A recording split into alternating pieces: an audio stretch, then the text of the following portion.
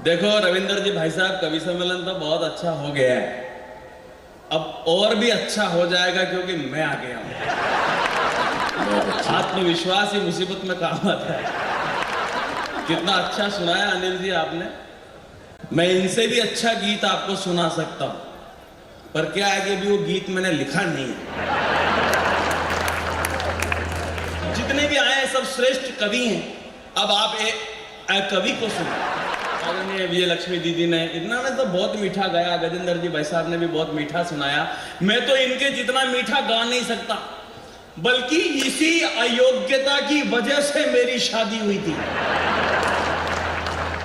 शादी के लिए जब लड़की देखने गए तो मेरे पिताजी ने कहा हमारा लड़का बहुत ऊंचा गाता है, तो मेरी होने वाली सास बोली जोड़ी बहुत अच्छी रहेगी, हमारी लड़की भी ऊंचा ही सुनती है। माइका लाल, तुम्हारा माइक बहुत अच्छा है, खराबी तो हम कवियों में है। मेरी लाल रख लेना माइका, इसको थोड़ा मेरे हिसाब से सेट कर दो। ऐसे मुंडी नहीं, मैं थोड़ा बताता हूं जैसे करो। इसका इक्को बिल्कुल नष्ट भ्रष्ट कर दो, बिल्कुल जीरो।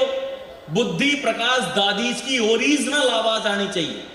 हाँ, एक इमरान नाम का आदमी था जो गजल सुनाने आया, तो उसने इक्को बंद कराया। उसको पूछा भैया तूने ये इक्को क्यों बंद कराया? बोला इक्को में 3-3 बार आवाज आती है। बोले कैसे? बोला hello hello hello hello, Salim Salim Salim Salim. तो मैंने कहा तकलीफ क्या तेरे को? बोला गलती से मुंह से तलाक निकल गया तो तू इक्को बिल्कुल बंद कर दे, बिल्कुल जीरो। इसका बेस थोड़ा कम करो, हेलो थोड़ा और कम। अरे बेबी को बेस पसंद है, बेबे को नहीं है।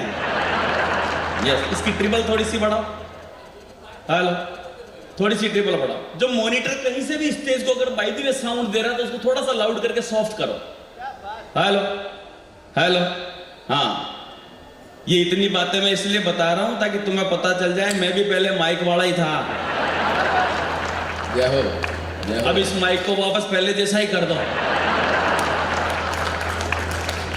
भाई देखो, मुझे कविता नहीं आती है। मैं तो कहते हैं कि जो कदली की बात नहीं, बात बात में बात, तो कवियों की बात नहीं, बात बात में बात। तो मैं बातें सुनाऊंगा, मेरी बातों को ध्यान से सुनना। मैं कोशिश करता हूं कि मेरी बात आप तक पहुंचे। आदरणीय चेतन जी भाई साहब, मैं इनके जितना जोर से गा नहीं पाऊंगा, बोल नहीं पाऊंगा, क्योंकि भगवान ने संसार में सबसे खतरनाक जीव बनाए थे डायनासोर, वो तो लुप्त हो गए। उनके 2 जोड़ी फेफड़े बच गए थे, जी हाँ, कुछ कवियों के लगा दिए गए। मेरे को सुनते समय समझदार लोग मोबाइल में हाथ लेके वीडियो भी नहीं बनाते। ये ऐसे तो मैं इसलिए कर रहा हूं ताकि आपको लगे कि मैं ऐसे भी कर रहा हूं। गुल गुलशन से महकते जहान देखे हैं। देखो, मुझे कोई जल्दी नहीं है कविता सुनाने की। कविता सुनाने वाले कविता सुना चुके हैं। जल्दी का काम शैतान का होता है। वो आपने देखा, हवाई जहाज जब टेक ऑफ करता है तो परिचारिकाएं बोलती है मीठी मीठी आवाज में, अच्छा लगता है, सुहाता है। बाद में जब वो बोल के बंद हो जाती है तो पायलट बोलता है, जिसकी आवाज किसी के भी समझ में नहीं आती है। इस वक्त हमारा हवाई जहाज धरती से 35,000 फुट की ऊंचाई पर उड़ रहा है, बाहर का तापमान इतने डिग्री सेंटीग्रेड चल रहा। इतने में क्या हो, पायलट जोर से चिल्लाया, ओ माय गॉड, जल गया जल गया जल गया। हवाई जहाज में पिन ड्रॉप साइलेंस, डरावना सन्नाटा। थोड़ी देर बाद वो पायलट की वापस आवाज आई, ओ मैं क्षमा चाहता हूं, दरअसल एक गर्मा गर्म कॉफी मेरी गोद में गिर गई थी। आप चाहें तो आकर के मेरी पैंट देख सकते हैं। तो सारे यात्री हिम्मत करके बोले तू बाहर आके हमारी पैंटें देख। गुल गुलशन से महकते जहान देखे हैं, हमने मुश्किल में सिकंदर महान देखे हैं। अरे अहंकार क्या करना, जिन अंग्रेजों के साम्राज्य में सूरज नहीं डूबता था, आज उनके वायसराय की ड्रेस हमारे बैंड बाजे वाले पहनते हैं। भूल कर नाज न करना उधार किस्मत पे, हमने बारिश में भी जलते मकान देखे हैं। गुल गुलशन से महकते जहान देखे हैं। आनंद आ रहा है? मुझे भी बहुत आ रहा है। आज मैं जहां सुना रहा हूं हिंदी साहित्य भारती के मंच पर, और हम देख रहे हैं कि श्री रविंद्र जी जैसे विद्वान व्यक्ति जो नित्य मुझे नहीं लगता कि सोते भी होंगे, सपने भी इनको तो हिंदी साहित्य भारती के प्रसार के ही आते होंगे। इन्होंने मुझे मिलते ही पहले आशीर्वाद दे दिया था, बेटा तू बहुत आगे जाएगा, बहुत आगे जाएगा, जहां भी जाएगा लोग कहेंगे चल चल आगे जा। अंतरिक्ष वैज्ञानिक सामने बैठे हुए, कितनी बड़ी बात है मेरे लिए सर। मैं पांडे साहब, मनोज जी, आपको प्रणाम करता हूं कि आप जैसे व्यक्ति मुझे बैठ करके सुन रहे हैं। आपके चक्कर में पिछले दिनों मैं लफड़े में फंस गया था। वो अंतरिक्ष वैज्ञानिकों ने चंद्रयान प्रक्षेपित किया, मैंने मोबाइल पे स्टेटस लगा दिया, फिर किसी ने मेरे को इसरो की फुल फॉर्म पूछ ली और मैं घबराया नहीं, आत्मविश्वास से काम चलाया।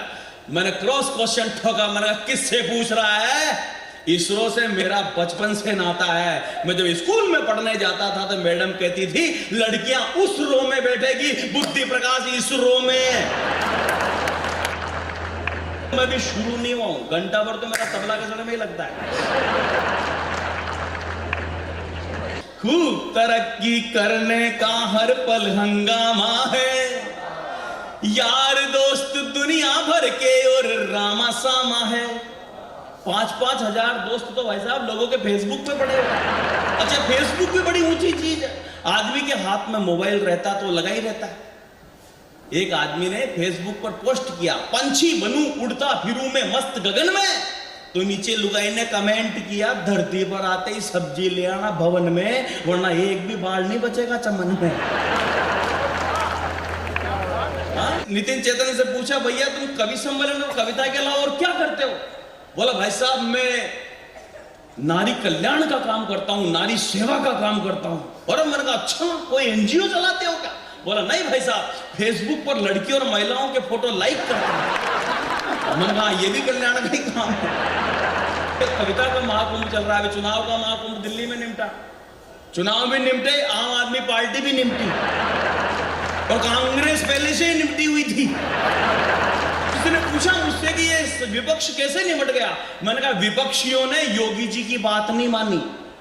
बोला योगी जी ने क्या कहा था? मैंने कहा योगी जी ने कहा था बटोगे। आजकल प्रेम प्यार मोहब्बत में दिल टूट जाए तो दर्द नहीं होता है, असली दर्द तो तब होता है जब आप मोबाइल को चार्जर पर लगा कर जाओ, 2 घंटे बाद आके देखो कि बटन दबाना तो भूल ही गए थे। खूब तरक्की करने का हर पल हंगामा है, यार दोस्त दुनिया भर के और रामा सामा है। पर लाइफ में जब प्रॉब्लम आए फाइनेंशियल, आश्चर्य का मजा लेना, लाइफ में जब प्रॉब्लम आए फाइनेंशियल, तो पता चले कि आपके सब मित्र सुदामा है। मैं मजाक नहीं कर रहा हूं, मैं ब्राह्मण का बेटा हूं, मुझे फेरे करवाने के मंत्र भी आते हैं, 13वीं के भी आते हैं, और ये भी ध्यान रहता है कौन सा मंत्र कहां पढ़ना है, क्योंकि हंसना हंसाना मनुष्यों का विशेषाधिकार है। आपने कभी किसी जानवर को हंसते हुए नहीं देखा हो? अगर कोई जानवर हंसने लगे तो समझ लेना वो इंसान होता जा रहा है, पर अगर कोई इंसान होके नहीं हंसे तो समझ लेना प्रक्रिया प्रारंभ हो गई है। अब आपके दाएं बाएं बैठे हुए आदमी को चेक करते रहना कि उसमें प्रोसीजर स्टार्ट तो नहीं हो गया। हाँ, अरे यार 1 सेकंड की मुस्कान से जब आपका फोटो अच्छा हो सकता है तो हमेशा की मुस्कान से क्या आपका जीवन अच्छा नहीं हो सकता?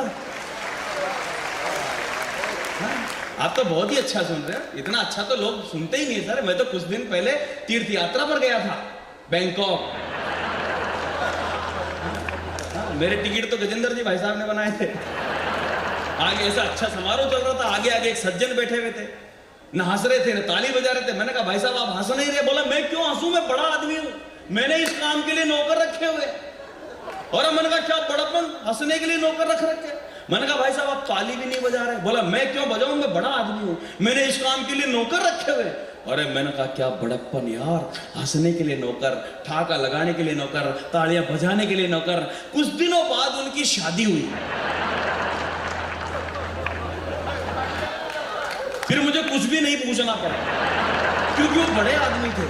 मैं नहीं चाहता कि आप में से कोई इतना बड़ा हो जाए कि हंसने और ताली बजाने के लिए आपको किराए के आदमी रखने पड़ जाए। अरे हंसो तो यूं हंसो कि बहारों को होश आ जाए और तालियां बजे तो इतनी जमके कि कवि को जोश आ जाए। अभी तो मैं शुरू ही नहीं हुआ।